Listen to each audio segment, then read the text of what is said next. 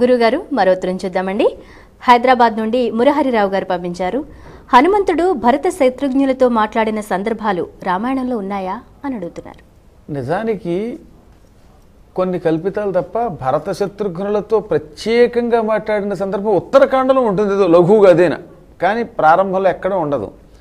ఈ ప్రశ్న అడగడానికి ఒక కారణం కూడా ఉండొచ్చు.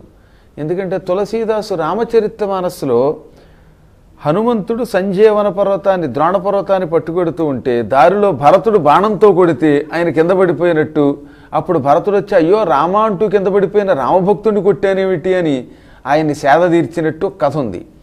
రామాయణాదుల్లో లేదు. ఒక్క ఉత్తరాఖండలో మాత్రం ఇటు శత్రుఘ్నుడితోటి భరతుడితోటి, ఎందుకంటే సహజంగా రామ సన్నిధానంలో ఉన్నప్పుడు రాముడి సోదరులతో మాట్లాడకుండా ఎలా ఉంటాడు, అంత ప్రత్యేకంగా ఏమీ దాని మీద కథలు లేకపోయినా భరత శత్రుఘ్నులతో ఏదో రామచంద్ర ప్రభు సేవ గురించి లఘువుగా మాట్లాడినట్టు మాత్రం ఉంటుంది. ప్రత్యేక సన్నివేశాలు ఏమీ లేవు, కథలు లేవు. భరతుడితో కానీ శత్రుఘ్నుడితో కానీ మాట్లాడినట్టు, ప్రత్యేకంగా వారి ద్వారా శత్రు సంహారం చేయించినట్టు కానీ ఇలాంటివి రామాయణంలో ఎక్కడా ఉండదు, మాట వరసకు కూడా ఉండదు. కాబట్టి ఆ ఇద్దరితో ఏ విధమైన సమావేశాలు మంత్రాలోచనలు హనుమంతునికి లేవు.